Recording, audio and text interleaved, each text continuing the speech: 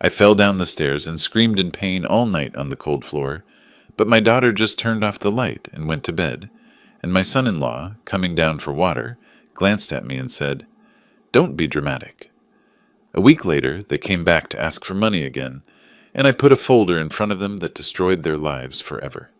They thought I would always be their ATM. They were wrong. Before we continue, please subscribe to the channel and write in the comments what time it is where you are now. I placed the folder on the table between the salt shaker and Jennifer's water glass, and for the first time in weeks, I felt something like relief. "I have good news," I said, smoothing the folder's edge with my thumb. "The bank approved the credit line, $35,000. It took some work, but I got it done for you two." Jennifer glanced at the folder, then back at her plate. She cut into her chicken with deliberate slowness, knife scraping against ceramic. Douglas leaned back in his chair, arms folding across his chest. 35,000, Jennifer set down her fork. "Dad, that's not going to be enough. We need at least twice that to really expand the business properly." The relief started draining from my chest. I'd spent 4 weeks negotiating with the loan officer, providing documentation, explaining my fixed retirement income and the equity in this house. 4 weeks of phone calls and appointments, all to secure what they'd asked for. "You said 30 to 40,000 when we discussed this," I reminded her. "I brought you 35. That's what you needed for the new equipment and the kitchen renovation." Douglas made a sound in his throat, something between a cough and a laugh. "Newton, let's be realistic here." He never called me Dad, not once in 4 years. 35 won't even cover the commercial oven and the ventilation system upgrades. We've run the numbers since then. Since then? The words came out sharper than I intended. That was a month ago. Business situations evolve. Douglas picked up his water glass, examining it as if the conversation bored him. You have to be flexible in entrepreneurship. Adapt or die, as they say. Jennifer reached across and slid the folder back toward me, barely looking at the papers inside. The documents I'd signed that morning, the ones that put my credit rating on the line, pushed aside like junk mail. "Honestly, Newton, you could sell this place and downsize." Douglas gestured around the dining room with his free hand. "You're here alone anyway. A smaller apartment would be practical. Then we'd have real capital to work with." The floor seemed to tilt beneath my chair. "Sell my house? It's just logical." Jennifer's voice carried that reasonable tone she used when explaining obvious things to slow customers. "You don't need 3 floors for one person. This neighborhood's appreciated significantly since you bought in, what was it, the 90s? You'd clear enough to help us properly and still have plenty left over for a nice apartment. Something modern, with maintenance included." I stared at my daughter. 36 years old, sitting in the dining room where I'd taught her to set a table, where we'd celebrated her high school graduation, her college acceptance, her wedding, the same table where she'd cried after her mother's funeral, where I'd held her hand and promised we'd get through it together. "I paid $28,000 for your wedding," I said quietly. $50,000 to start your business. You've lived here 4 years without paying a dime for rent or utilities or food. And this is how you respond?" "Normal parents help their children, Dad." Jennifer's chin lifted slightly, defiance in the set of her jaw. "You act like we should be grateful for what parents are supposed to do anyway." "Supposed to do?" My hands gripped the table edge. "I worked 2 jobs to put you through college. 2 jobs, Jennifer. I taught day classes and adult education at night, 5 days a week for 4 years." "That was your decision." Douglas's voice remained flat, almost conversational. "We didn't ask you to do that. You chose to have a kid. You chose to take on those responsibilities. That's what parenthood means." The chicken on my plate had gone cold. The vegetables glistened under the dining room light, untouched. I'd made this dinner carefully, hoping to celebrate the loan approval together, hoping to see Jennifer smile the way she used to smile when she was younger, when she still looked at me like I mattered. "Besides," Jennifer continued, pushing her chair back slightly, "the house thing makes sense from every angle. You're getting older. What if you fall on these stairs? What if something happens and you're alone on the 2nd floor? A ground-level apartment would be safer." "How thoughtful of you to worry about my safety." The sarcasm tasted bitter in my mouth. Douglas checked his phone, thumb scrolling, not even pretending to engage anymore. Jennifer stood, collecting plates, even though we'd barely finished eating. Think about it, Dad. That's all we're asking. Just think about it logically instead of getting emotional. Emotional? As if wanting to keep the home I'd lived in for 27 years. The home where I'd raised my daughter alone after my wife died. The home I'd opened to them when they needed a place to stay temporarily. As if wanting to keep that was merely emotional. I gathered the folder from the table, papers crinkling under my fingers. The bank's logo stared up at me from the letterhead, official and final. $35,000 in available credit, my signature binding me to monthly payments for the next 5 years. "Where are you going?" Jennifer called after me as I stood. I didn't answer. My chair scraped against the floor, a sharp sound in the quiet room. I walked toward the stairs, folder pressed against my chest like armor, feet heavy on each step. Behind me, the television clicked on, some show with a laugh track, audience roaring at a punchline I couldn't hear.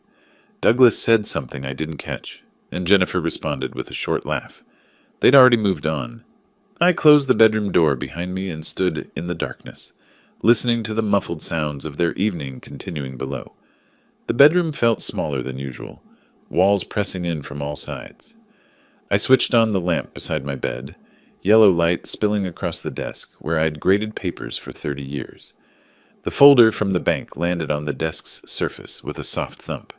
Through the floorboards came the television's murmur, occasional laughter. They were watching something together down there, comfortable and unconcerned.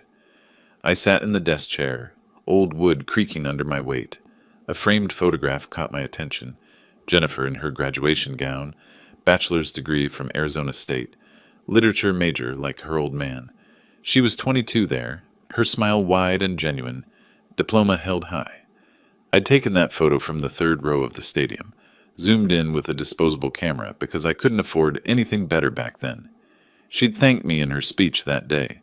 Not in the official remarks on stage, but afterward, at the restaurant, cheap Italian place off campus.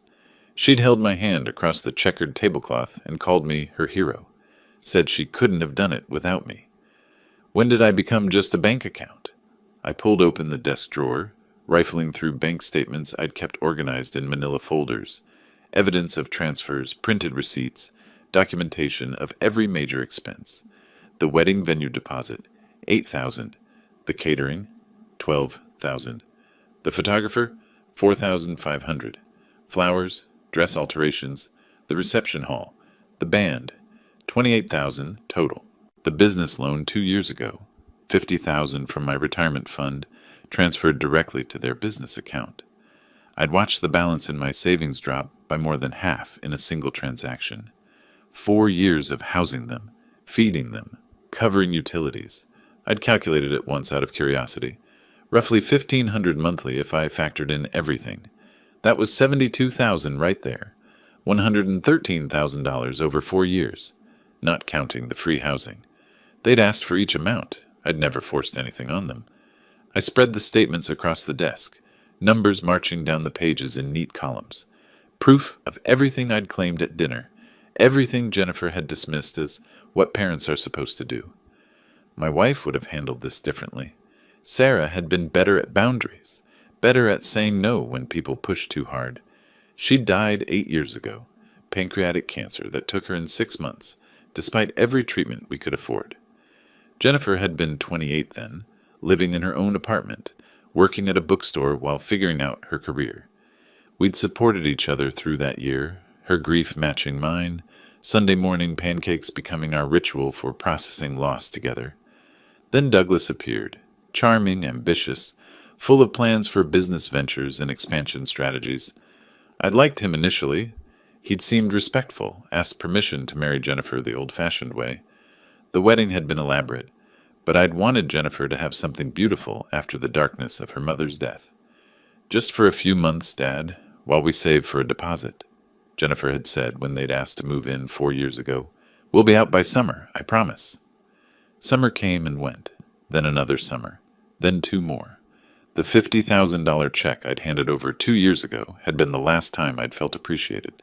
Jennifer had hugged me tight. Douglas had shaken my hand with what seemed like genuine gratitude. They'd talked about naming the calf after Sarah, honoring her memory, That name never materialized.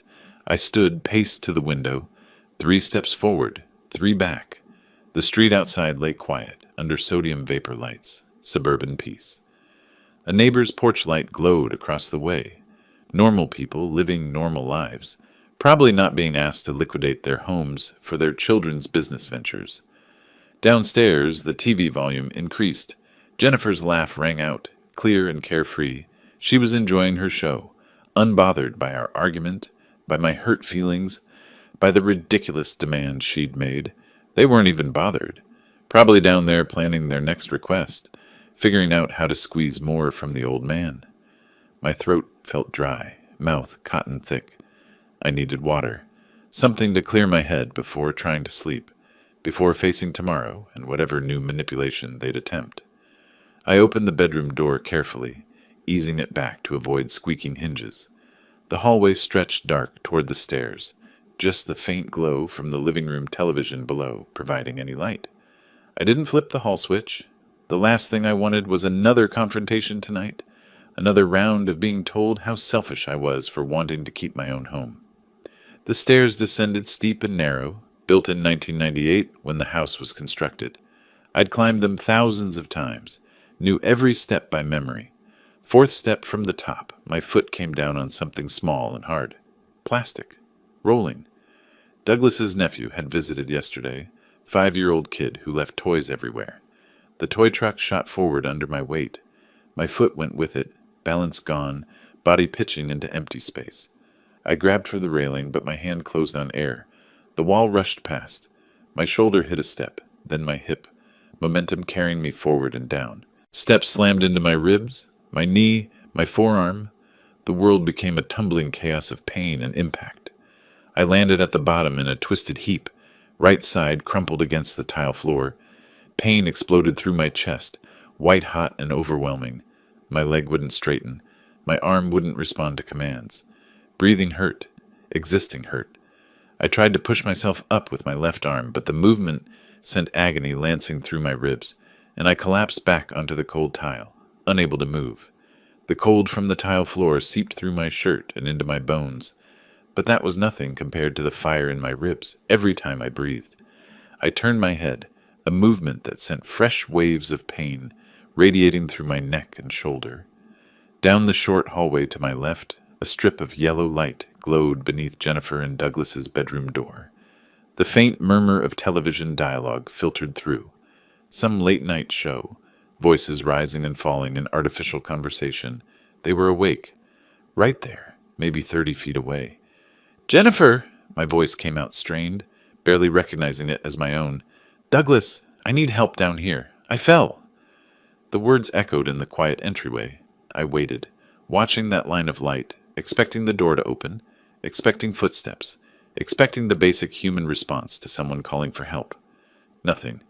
The TV continued its muted chatter. No movement, no door opening, no concerned voices asking what happened. I drew a deeper breath, ignoring the stabbing pain it caused. "Please, I'm hurt. I can't get up. Someone help me." Louder this time, projecting as much as my damaged ribs allowed. The sound bounced off the walls. Impossible to miss in the small house. Still nothing. I stared at that strip of light, willing it to brighten as the door opened, willing someone to care that I was lying broken on their floor. 10 minutes passed, maybe 15. Time moved strangely, measured in shallow breaths and waves of pain. My right leg throbbed with each heartbeat. My left wrist had swollen to nearly twice its normal size. Then the light went dark. The strip beneath their door disappeared, plunging the hallway into complete blackness, except for the faint gray glow of streetlight through the front window. The TV sound stopped. They'd heard me. They had to have heard me. And they'd turned off their lights and gone to sleep. I propped myself on my left elbow, the less damaged arm, testing whether I could somehow drag myself to safety. My right leg screamed in protest when I tried to bend it. The movement sent lightning bolts through my ribcage, white-hot and overwhelming. I managed to shift maybe 2 inches before collapsing back with a small, involuntary cry. The house absorbed the sound and gave nothing back. I let my head rest against the cold tile, cheek pressed to the smooth surface. The ceiling above me was invisible in the darkness. I tried to reconstruct what had happened, tried to make it make sense. The argument at dinner, my rejection of their demands, the credit line they dismissed, the house they wanted me to sell. They thought I was manipulating them. That had to be it. They thought this was some performance, some guilt trip designed to make them feel bad about their perfectly reasonable requests. Except I was actually hurt, actually couldn't move, actually needed help. The darkness pressed down. Minutes crawled past like hours. My body began to stiffen, muscles locking into the awkward position the fall had left me in. The cold from the floor worked its way deeper, making me shiver despite myself, each shudder sending fresh agony through my ribs. I must have dozed briefly, consciousness flickering out and back like a faulty light bulb. When I opened my eyes again, the quality of darkness had changed slightly. Deeper, more complete. The middle of night, when even streetlights seemed dimmer. A sound brought me fully alert. The soft click of a door handle. Light footsteps in the hallway. "Help!" I tried to say, but my voice came out as a raspy whisper. I cleared my throat, wincing. "Douglas!" He appeared at the edge of my vision, wearing boxer shorts and a t-shirt, bare feet padding past me toward the kitchen. He moved with the casual looseness of someone half asleep, seeking water or a bathroom, following the automatic patterns of middle-of-night routine. "Douglas, please, help me." The words came clearer now, urgent. "I fell down the stairs. I can't stand up. I think something's broken." He opened the refrigerator. Cool light spilled out, illuminating the kitchen in blue-white tones. He pulled out a water bottle, twisted off the cap, and drank deeply, throat working with long gulps. Then he turned, looked directly at me, made eye contact. "Stop being dramatic, Newton." His voice carried the flat annoyance of someone interrupted from sleep by a minor nuisance. "You'll get up when you want to. I have an early morning." He recapped the water bottle and walked back past me, close enough that I could have reached out and grabbed his ankle if my arm had been working properly. "Douglas, wait. I'm not... This isn't..."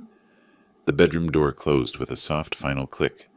I lay in the renewed darkness, staring at where he'd been standing, where he'd looked right at me on the floor and walked away. He'd seen me. He'd heard me. He'd decided I wasn't worth the inconvenience. The house settled around me, small creaks and shifts of wood and foundation. Outside, a car drove past, headlights briefly sweeping across the ceiling before fading. The refrigerator hummed in the kitchen, a low electrical drone.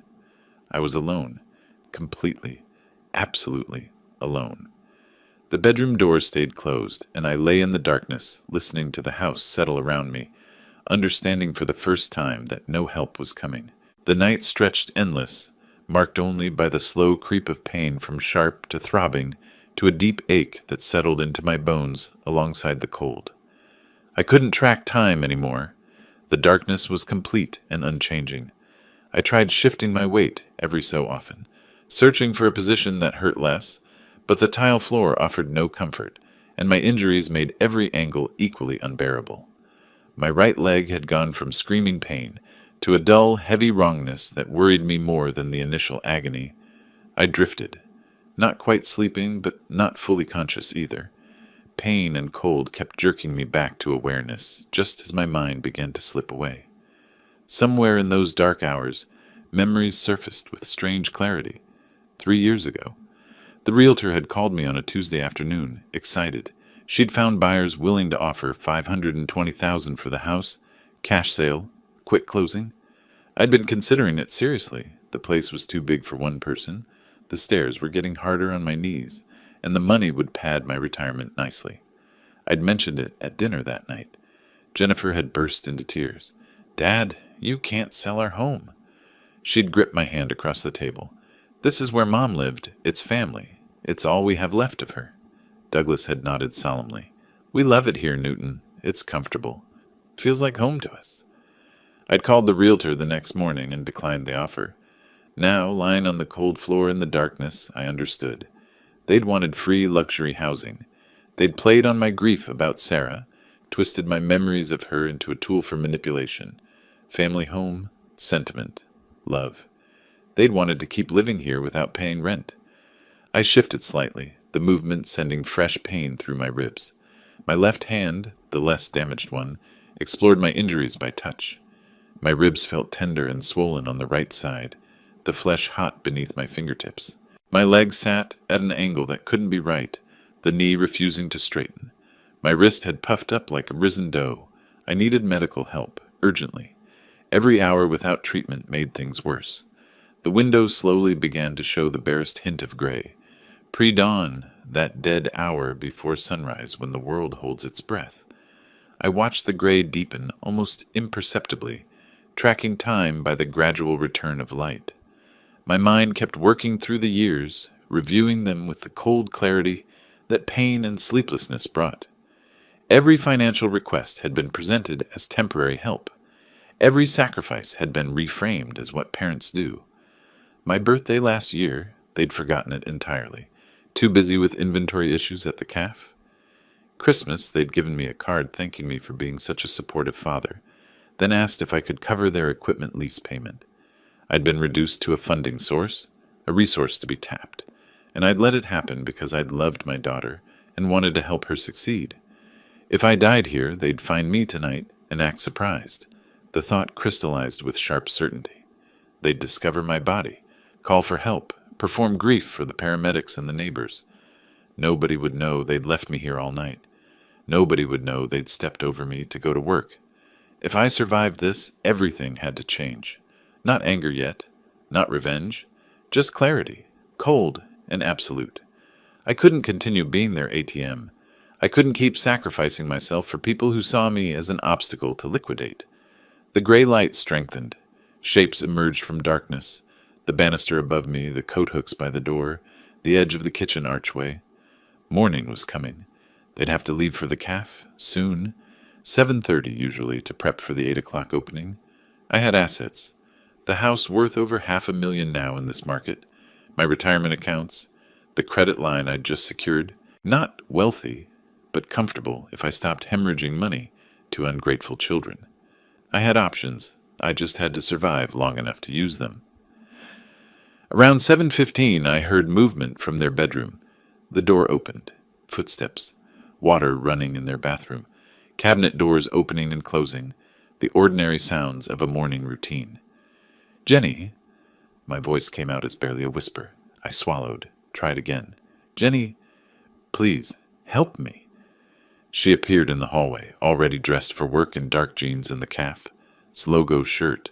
Her hair was pulled back in a ponytail. She glanced at me on the floor, and her expression didn't change from its neutral, slightly annoyed mask.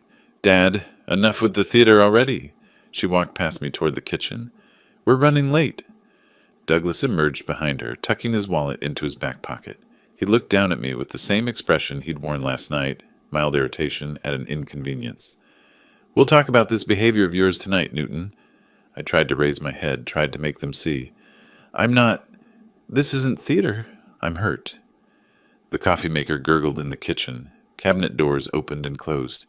Jennifer reappeared with a travel mug, gathering her purse from the hook by the door. "We really don't have time for this right now." She stepped around my outstretched leg to reach the front door.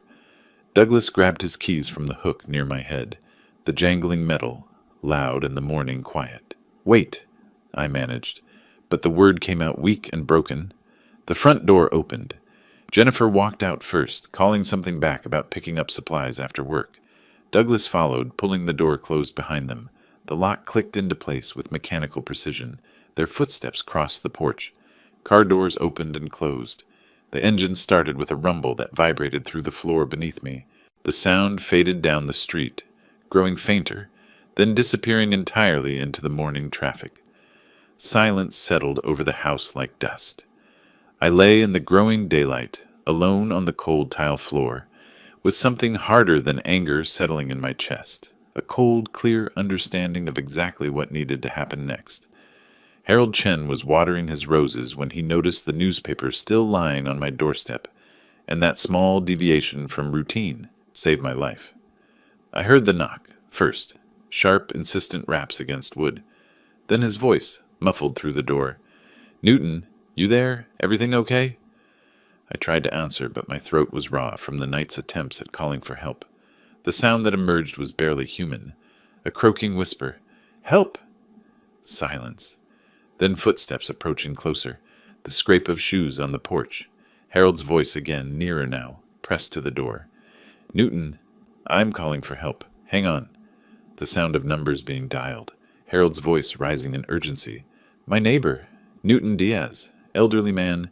He's on the floor, says he can't move. Been there all night, I think. Please hurry. I closed my eyes, relief washing through me so powerfully it brought fresh pain to my ribs. Someone had noticed. Someone cared enough to check. The ambulance arrived 14 minutes later. I heard the siren growing louder, then cutting off abruptly outside. Heavy boots on the porch. Harold must have unlocked the door because suddenly there were voices above me, professional and calm. Sir, can you tell me where it hurts? How long have you been down here? A paramedic knelt beside me, young woman with efficient hands, already checking my pulse. Her partner moved around us, opening a medical kit. Since last night, I managed. Fell around midnight, maybe earlier. The examination was swift and thorough. Questions about pain levels, sensation in my extremities, ability to move. They stabilized my leg with practiced movements that still sent white fire shooting through my nervous system. The gurney appeared, and they lifted me with surprising gentleness despite my involuntary groans. The ceiling passed overhead. Harold's worried face appeared in my peripheral vision. You're going to be okay, Newton. I'll check on the house while you're gone.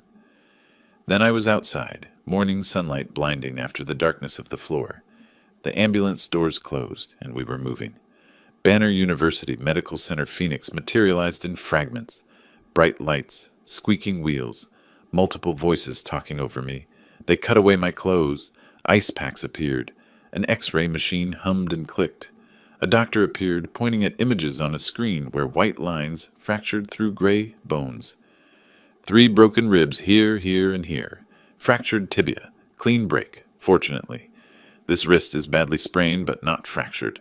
We'll cast the leg, wrap the ribs, keep you for observation. You're lucky, Mr. Diaz. 9 hours on a hard floor with these injuries could have resulted in complications. Internal bleeding, pneumonia, worse. Lucky. The word felt absurd, but I understood what he meant. I was alive. I was being treated. It could have been so much worse. They admitted me, wheeled me to a room on the 4th floor. White walls, a window showing Phoenix sprawling under August heat, machines beeping steadily beside the bed. Medication dulled the pain to a manageable throb. Around 11 in the morning, a nurse came to update my chart. We've contacted your emergency contact, your daughter, Jennifer. She said she'd be here when she could. When she could. Not immediately. Not dropping everything. When convenient. The afternoon crawled past. Lunch arrived on a tray. I couldn't eat much. My body felt simultaneously numb from medication and screaming from deeper aches the drugs couldn't touch. I dozed fitfully, waking at sounds in the hallway, always half expecting Jennifer's voice. At 2:30, she appeared. I knew before she spoke, before she even fully entered the room, that nothing had changed in her. She stood in the doorway wearing her caff. Shirt, hair pulled back practically, purse clutched tight against her side. Her face carried the expression of someone dealing with an inconvenience, stressed, slightly annoyed, performing concern rather than feeling it. Dad! She approached the bed but didn't touch me, maintaining a careful distance. Why did you create such a scene? You could have just waited until we got home from work. I stared at her, studied her face, looking for some sign of the daughter I'd raised, the girl who'd held my hand at her mother's funeral, who'd called me her hero at graduation. She wasn't there. I couldn't move, I said quietly. I called for you. Multiple times. You heard me. We thought... She shifted her weight, arms crossing defensively. We thought you were just trying to get attention. You were upset about dinner, and then suddenly you're calling for help. It seemed strategic. Strategic. She thought I'd staged a fall down the stairs, broken my ribs and leg, spent 9 hours in agony on a cold floor, all to win an argument about money. The doctor entered before I could respond, tablet in hand, already speaking. Your father could have developed internal bleeding. 9 hours without medical attention with these injuries was extremely dangerous, potentially life-threatening. Jennifer's expression flickered, not to concern, but to defensiveness. We thought he was just trying to get attention. He does that sometimes. The lie landed between us. naked, and obvious. I'd never manipulated her for attention, never staged dramatics. But in her mind, my resistance to being liquidated constituted manipulation. The doctor glanced at me, then back at Jennifer, something shifting in his professional demeanor. I see. Well, he's stable now. We'll keep him through tomorrow, then discharge him with mobility assistance and pain management. He left. Jennifer remained standing at distance, neither approaching the bed nor leaving entirely, waiting for something. Permission to go, maybe. Or checking whether I'd be difficult about this, whether I'd make another scene. I looked at her, really looked at her, saw what she'd become, or perhaps what she'd always been, and I'd refused to see. Someone who valued money over safety, convenience over compassion, who could dismiss genuine suffering as theater. Leave, I said quietly. I don't want you here right now. Something like relief crossed her face. She'd been waiting for that, permission to go, freedom from the obligation of pretending to care. I'll check on you when you're home, she offered, already turning toward the door. Don't bother. She paused, hand on the doorframe, but didn't turn back. You're being unreasonable. Leave, please. The door clicked shut behind her, and I lay in the quiet hospital room watching the afternoon light shift across the white walls, understanding with perfect clarity that the daughter I'd raised no longer existed, if she ever had. Harold's hand on my elbow was steady as I maneuvered through the doorway, the crutches awkward against my ribs, but I barely felt the discomfort. My mind was already 3 steps ahead, calculating the hours I'd have alone before they returned from work. 3 days in the hospital had given me time to think, time to plan, time to accept what I'd been avoiding for years. Newton, you call me if you need anything. Anything at all. Harold settled the wheelchair in the living room, adjusting it so I could reach it easily from the couch. I'm right next door. Don't try to do too much too soon. I appreciate everything, Harold. Really. I meant it. This man, barely more than a casual neighbor before this week, had shown me more genuine concern than my own family. He patted my shoulder and left, pulling the door closed gently behind him. The house felt different. Quiet, yes, but also mine again in a way it hadn't been for 4 years. I looked around the living room, boxes of calf, supplies stacked against one wall, Jennifer's jacket draped over a chair, Douglas's running shoes by the door, evidence of their occupation, their assumption of ownership. Not anymore. I made my way slowly to the den, a ground-floor room I hadn't used much since they'd commandeered it for storage. More boxes lined the walls, industrial mixing bowls, commercial baking supplies, inventory sheets. I used one crutch to nudge a stack aside, clearing space to reach the desk. My laptop sat where I'd left it weeks ago, dusty but functional. I powered it on, settled carefully into the desk chair, and opened a browser. The search terms came easily. Phoenix estate planning attorney, property trust lawyer, elder law specialist. Results populated the screen. I scrolled through them methodically, reading reviews, studying credentials. Some firms were too large, impersonal. Others specialized in areas I didn't need. I wanted someone thorough, experienced, someone who understood the specific situation of protecting assets from entitled family members. Richard Caldwell and Associates appeared third in the search results. I clicked through to their website. Professional photos, credentials clearly displayed. Caldwell himself had practiced for 32 years, specializing in revocable living trusts, estate planning, elder law, property transfer. The reviews caught my attention, thorough and protective. Clear guidance through complex family situations. Helped me establish boundaries I should have set years ago. That last one resonated. Their services page listed exactly what I needed. Trust establishment, property protection, financial planning for senior independence. They even had elder abuse consultation listed, though I wasn't ready to frame it that way yet. Not legally, not publicly, but privately? I knew what had happened to me. I found their online consultation form and began filling it out. Name, age, 64.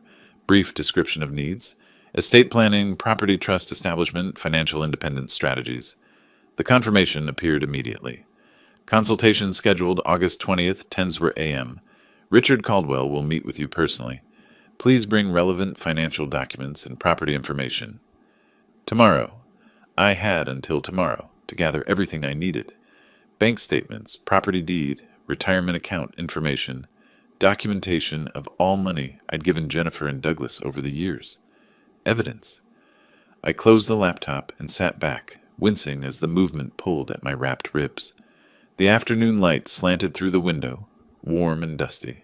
The house ticked and settled around me, familiar sounds I'd heard for 27 years. Around 6:30, I heard their car in the driveway. The engine sound was distinctive, Douglas's aging sedan with its rattling exhaust. I closed the laptop deliberately and wheeled myself to the living room, positioning the chair casually near the couch, arranging my expression into neutral calm. The front door opened. Jennifer entered first, carrying paper bags that smelled of lemongrass and basil, Thai food from the restaurant near their cafe. "Dad, I brought dinner. Thought you might not feel like cooking." Her voice carried forced brightness, like she'd practiced the words in the car. "How are you feeling? Better, I hope?" Douglas followed, loosening his tie, barely glancing my direction before dropping onto the couch and pulling out his phone. "Fine," I said. "Thank you for the food." Jennifer unpacked containers on the coffee table, arranging them with exaggerated care. Pad Thai, spring rolls, curry. She opened cabinets, retrieved plates, talking the whole time about their day at the cafe. Some problem with the supplier, how busy lunch service had been. I let her talk, watched her perform this ritual of normalcy, this pretense that nothing had changed between us. Finally, inevitably, she arrived at her real purpose. "So about that money you promised, the $35,000. She sat on the couch edge, leaning forward. "We really need it soon. Suppliers are asking, and we have to pay by the end of the month or they'll cut us off." Douglas looked up from his phone. "We can't wait around, Newton. Business doesn't operate on maybe later. We need to know, are you transferring that money or not?" I met his eyes steadily, let the silence stretch, counted 3 heartbeats before responding. "We'll discuss financial matters later." My voice remained level, unremarkable. "I'm still recovering." "But," Jennifer started, "I need to focus on my health right now." Douglas's jaw tightened. Jennifer's mouth opened, closed again. They exchanged a glance, confusion beginning to creep in at the edges, uncertainty about how to respond to resistance they hadn't expected. I simply reached for my water glass and said nothing more, letting the silence do my work for me. Richard Caldwell's office occupied the 7th floor of a glass building downtown, and the morning sun through the windows was bright enough that I barely noticed the ache in my ribs as I lowered myself into the chair across from his desk. The receptionist had offered assistance when I'd maneuvered through the door on crutches, but I declined politely. I wanted to do this myself, arrive under my own power, begin this next phase with whatever dignity I could maintain. Caldwell was younger than I'd expected, maybe early 50s, graying at the temples but with sharp eyes that tracked every detail. He waited until I'd settled before speaking. "Mr. Diaz, thank you for coming in. I've reviewed the information from your consultation request. Please tell me what's happened, in your own words." I opened the folder I'd prepared, medical records from Banner University, the timeline I'd written out in careful detail, bank statements showing every transfer to Jennifer and Douglas over the past 4 years. I talked for 20 minutes, the dinner argument about selling my house, the fall, calling for help and being ignored, 9 hours on the floor, Douglas seeing me and walking away, Jennifer and Douglas stepping over me to go to work, the hospital, Jennifer's dismissal of my injuries as theater. Caldwell took notes on a legal pad, occasionally looking up to ask clarifying questions. When I finished, he set down his pen and leaned back. "Mr. Diaz, what happened to you was unconscionable." His voice remained professional, but something in his eyes had hardened. "Legally, we have several options. The house is yours. You can control who benefits from it. The loan guarantorship can be revoked, and they're essentially tenants without a lease." "I want all 3, I said. "The trust, revoking the loan guarantee, and the rental agreement, or eviction notice if they refuse. How quickly can this happen?" "Trust documents take about 3 days to properly draft and execute. The loan revocation is immediate once you notify the bank in writing. The eviction notice requires 30 days under Arizona law." He pulled up a document on his computer, turned the screen so I could see. A revocable living trust transfers your house into the trust structure. You remain the trustee with full control during your lifetime, but the property itself is no longer part of your personal estate. You can designate who benefits after your death, a charity, another relative, anyone you choose. It completely eliminates any automatic inheritance claim. And the loan? You co-signed a $75,000 business loan 2 years ago, correct? As guarantor, you have the legal right to revoke that guarantee. The bank will contact the primary borrowers and require either new collateral or partial payment to maintain the loan. I thought of Jennifer and Douglas at their cafe, going through their morning routine, expecting the $35,000 I'd secured, having no idea what was coming. Do it, I said. All of it. The next 3 days moved with bureaucratic precision. Caldwell's office prepared documents. Patricia Gomez, a notary who specialized in elder law financial consulting, met with me twice to review the implications of each decision. August 20th, I signed the trust papers, watching my signature flow across page after page. Patricia's notary seal appeared beside each one, official and permanent. August 21st, more signatures. The rental agreement establishing market rate at $2,400 monthly, or alternatively, the 30-day eviction notice if they refused payment. Patricia explained Arizona's Residential Landlord and Tenant Act, the protections it gave me as property owner. August 22nd, the final documents. Now, I drafted the letter to the bank on Caldwell's letterhead template, stating clearly that I was revoking my guarantorship per my legal right under the loan agreement. Printed it, signed it, scanned and emailed it with Caldwell copied on the message. My finger hovered over the send button for perhaps 3 seconds. Then I clicked it, and the message disappeared into the electronic void, irreversible and absolute. The phone rang the next afternoon, August 23rd. The number showed First National Bank of Arizona. Mr. Diaz, this is Robert Chen from First National. We've received your revocation notice. The banker's voice carried professional neutrality with an undercurrent of surprise. We'll need to contact the borrowers immediately for new collateral or partial payment. This is quite unusual timing. I understand, I said. It's necessary. We're requiring $20,000 by September 10th, or we'll need to discuss restructuring terms. I wanted to confirm you're certain about this decision. Completely certain. Very well. We'll be in touch with the borrowers today.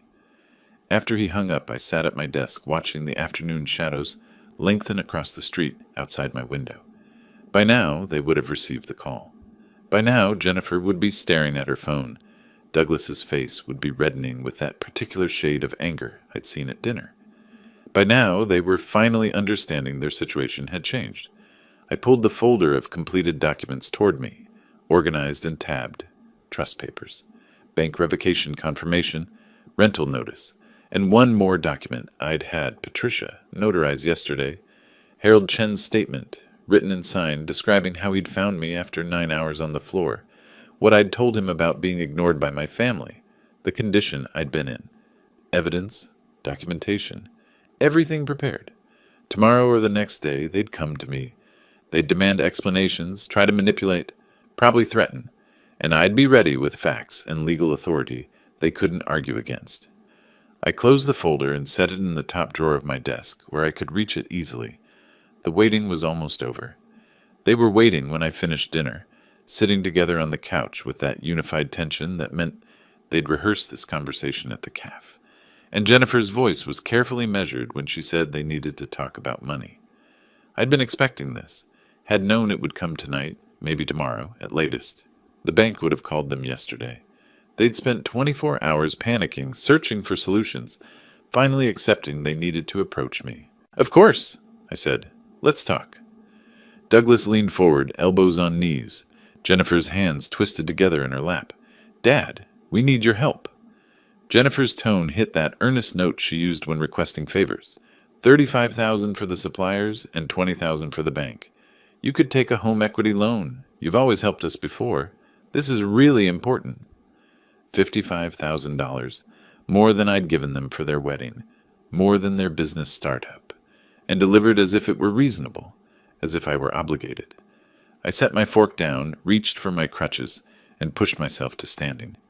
They watched as I moved slowly toward my office, neither offering help nor asking what I was doing. I returned carrying the folder. "Instead of money," I said, settling back into my chair, "I have something for you. Documents you should read carefully." I placed the folder on the coffee table between us and opened it with deliberate precision, removed the first document and slid it across to Jennifer. She picked it up, eyes scanning the legal text, her brow furrowed. She passed it to Douglas, who read faster, his jaw tightening with each paragraph. "What is this?" Jennifer's voice had gone thin. "Irrevocable living trust. The house is no longer in my personal estate. It's held in trust, with me as lifetime beneficiary and trustee. Notice the beneficiary designation section. That's who receives the property after my death." Douglas flipped to that page. His face went pale, then red. "This says, to be determined. You're cutting Jennifer out of her inheritance?" "I'm protecting my assets," I corrected. "The house goes where I decide it goes, not automatically to people who see me as an ATM. I produced the second document, slid it across.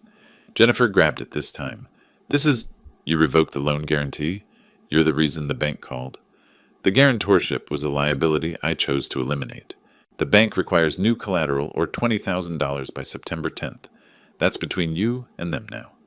"You can't do this!" Douglas surged to his feet, voice rising. "You're obligated to help your family. This house should go to Jennifer. She's your daughter." I didn't flinch, didn't lean back, just looked up at him calmly and produced the third document. Arizona Residential Landlord and Tenant Act requires 30 days' notice for eviction. Since you have no written lease and pay no rent, you're month-to-month tenants at will. This notice establishes market rate rent at $2,400 monthly, beginning September 1st. You can pay or you can leave. The document landed on top of the others. Douglas stared at it, then at me. Jennifer made a small sound in her throat. "You're charging us rent? To live in your house?" "My trust's house," I corrected. "And yes, $2,400 is actually below market for a property this size in this neighborhood. You've been living here free for 4 years, while I paid all utilities, maintenance, and property taxes. That ends September 1st. Douglas took a step toward me. His hands had curled into fists. "We'll sue you. There are laws about this. You can't just cut off your daughter like this. A court will—" I reached into the folder one more time, pulled out the fourth document, and held it up where he could see Harold Chen's signature, Patricia Gomez's notary seal. "By all means, take me to court. Then everyone, the judge, your friends, your customers, will hear how you left a 64-year-old man with broken bones on the floor all night, how you stepped over him in the morning to go to work, how you told the hospital it was theater." I set the document on the table with the others. Medical records from Banner University were clipped behind it, X-rays showing the fracture lines, doctor's notes about the 9 hours without treatment, assessment of life-threatening risk. Harold Chen found me at 8:20 in the morning. This statement describes my condition, what I told him, how long I'd been there. The medical records confirm everything. So yes, Douglas, let's go to court. Let's have that conversation publicly. I'm sure you're CAF. Customers would love to hear how you treat elderly family members. Douglas stood frozen mid-advance. The color drained from his face. Jennifer's voice came out barely above a whisper. "We thought you were faking, Dad, trying to get attention after our argument. We didn't know you were really hurt." "You saw me." I kept my voice level, factual. "Douglas, you came out for water at 1 in the morning. You looked directly at me lying on the floor and told me to stop being dramatic. Jennifer, you saw me in the morning. You stepped around my leg to reach the front door. You didn't care enough to check whether I was hurt. You cared about getting to work on time." She opened her mouth, closed it. No words came. "I owe nothing," I continued, "to people who left me lying on the floor for 9 hours. You heard me call for help. You saw me there helpless. You chose to ignore it. Those are facts. Everything else is just your attempt to justify the unjustifiable." Douglas sank back onto the couch slowly, the fight draining from his posture. Jennifer stared at the documents spread across the table, like evidence at a crime scene. Trust papers, bank letters, rental notice, witness statements, medical records. Everything documented, everything legal, everything final. You have until September 1st to decide about the rent, I said quietly. If you refuse, the eviction notice gives you 30 days to vacate. Either way, you're no longer living here free. Neither of them moved, neither spoke. They finally understood that everything had changed, and there was nothing they could do to change it back. The argument started the next evening, Jennifer's voice rising through the walls of their bedroom, sharp with accusation, and Douglas's answering in defensive bursts. And I sat in my reading chair listening to their marriage fracture under the weight of consequences they'd brought on themselves. This is your fault. You were rude to him. You pushed him too far. If you'd just been patient, we wouldn't be in this mess. He's your father. You should have maintained the relationship. You let him walk all over us with these insane demands. I closed my book, let the voices wash over me for a moment, then deliberately opened it again and continued reading. Their crisis. Their problem. Not mine to solve. The next 3 days brought a parade of desperation I observed from a distance. August 26th, I found Jennifer at the kitchen table, surrounded by bank statements and bills, calculator in hand, phone pressed to her ear. Please, there must be something. We only need $20,000. We have a business. We have income. Her voice carried false confidence that crumbled as she listened to the response. No? Not even with our equipment as collateral? I understand. Thank you anyway. She made 7 more calls that morning. Each one ended the same way. Polite rejections, doors closing one after another. Without Newton's guarantorship backing them, they had nothing banks wanted. I watched from the doorway, unseen. Her posture slumped further with each failed attempt. August 27th brought a new crisis. I heard Jennifer's frustrated phone conversation with the supplier. But we've been customers for 2 years. Can't you extend terms just this once? We have money coming. What do you mean you can't deliver without payment? Our contract says, I see. Yes, I understand. By the 28th, the business was imploding. I overheard Jennifer explaining to Douglas that without fresh ingredients, they couldn't make half their menu items. Customers were complaining. Revenue was dropping. Everything was cascading. That evening, I retrieved the mail and found a certified letter addressed to them. First National Bank of Arizona, return address printed in official blue. I placed it on the kitchen counter, unopened, and went to my room. Later, I heard Jennifer's stifled cry. Then Douglas's voice, sharp and profane, cursing Newton's name, the bank, their luck, everything and everyone. The August 29th letter must have been the acceleration notice. Pay $20,000 by September 10th, or the entire balance would come due immediately. $55,000 they didn't have. The end of everything they'd built on my money and my guarantees.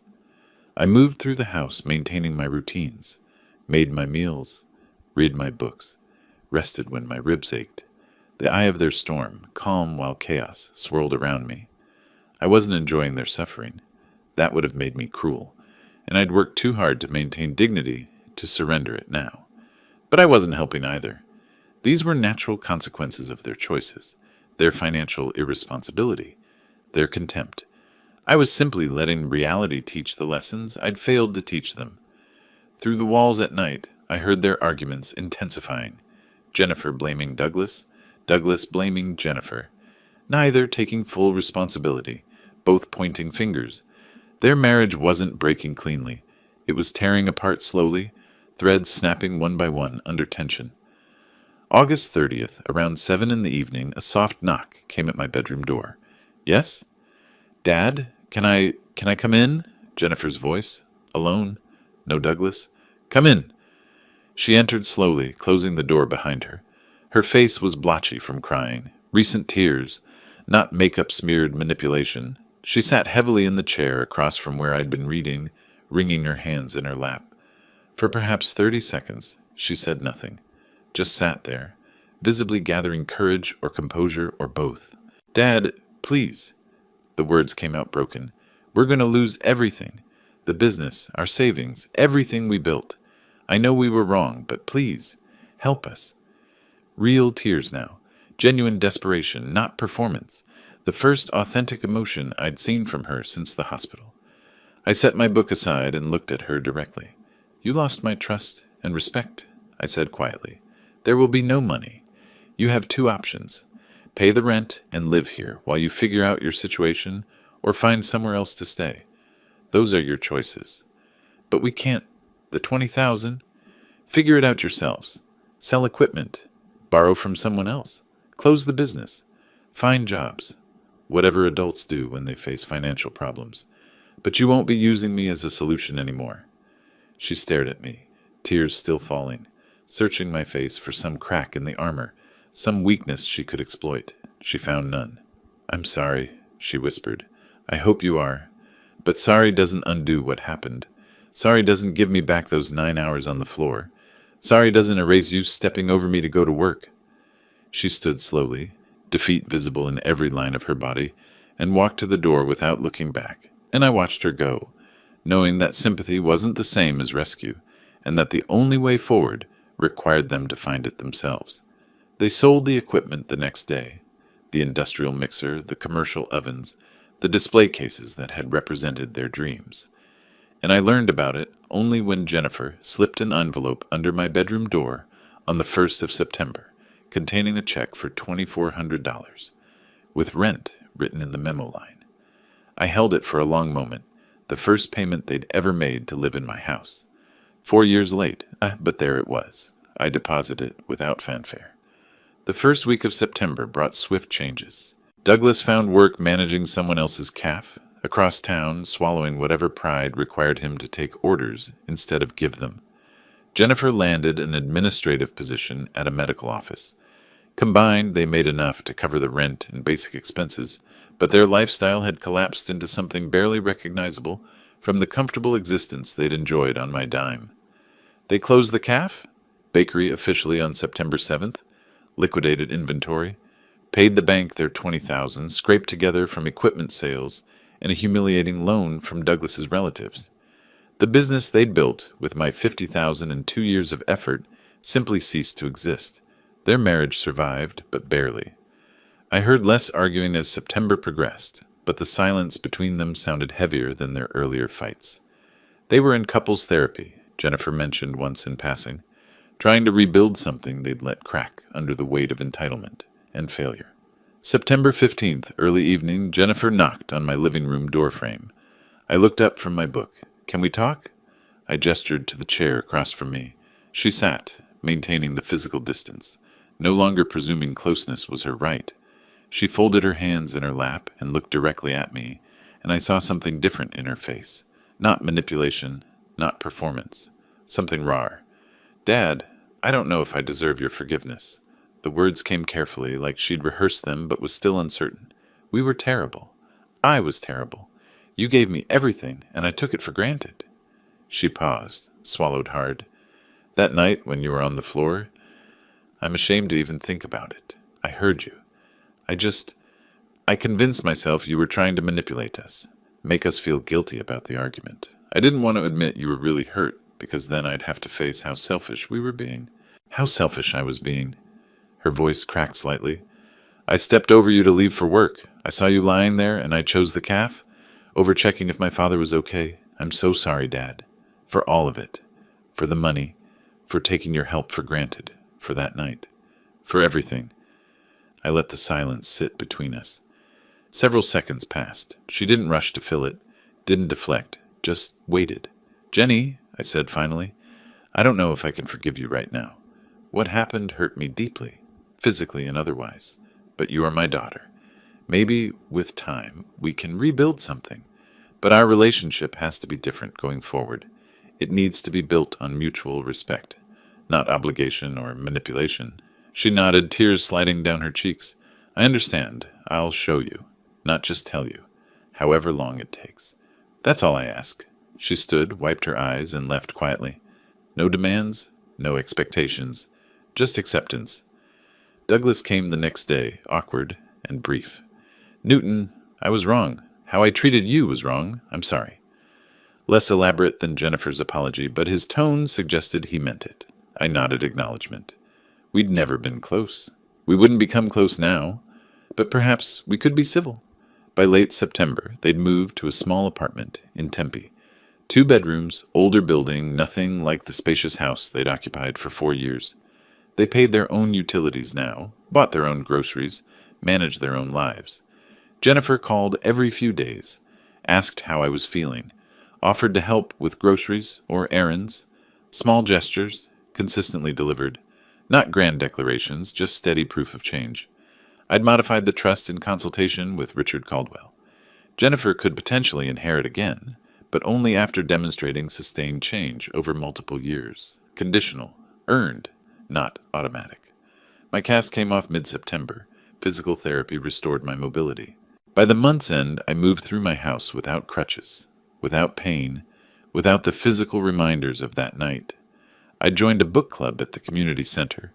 8 retirees meeting weekly to discuss classic literature.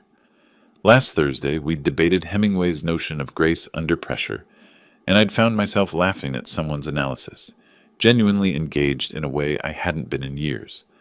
Harold Chen and I met for coffee twice a week now. Easy conversation between 2 men who understood boundaries and respect. He'd become a real friend, not just the neighbor who'd saved my life. "You know," I told him over coffee one Wednesday afternoon, "you saved my life that morning. But what happened after? The legal work, the boundaries, that saved something else. I got my dignity back, my autonomy. Maybe that's what I needed all along." Harold smiled. Sometimes the hardest thing's learning when to help and when to let people face their own consequences. On the last Saturday of September, Jennifer came by as scheduled, helped me organize the garage without being asked, no complaints about the work. We had lunch together, sandwiches at the kitchen table, conversation flowing more naturally than it had in years. She left at 3, gave me a brief hug at the door. "See you next week, Dad." "See you next week, Jenny." I watched her drive away, then returned to my house. My space. Truly mine again in ways it hadn't been since she and Douglas moved in. The afternoon light slanted through the windows as I settled into my reading chair. On my desk, the trust documents lay filed and organized, future secured on my terms. On the bookshelf, a photo of young Jennifer at her college graduation still held its place, acknowledging the past without being trapped by it. I marked her next Saturday visit on the calendar. Just a small notation, nothing elaborate. The house was quiet, orderly, mine. I opened my book and began reading, and for the first time in longer than I could remember, I felt genuinely at peace, not because I'd won some battle, but because I'd finally, at 64 years old, learned to value myself enough to demand respect. If you like this story, please like this video, subscribe to the channel, and share your impressions of this story in the comments. To listen to the next story, click on the box on the left. Thank you for watching.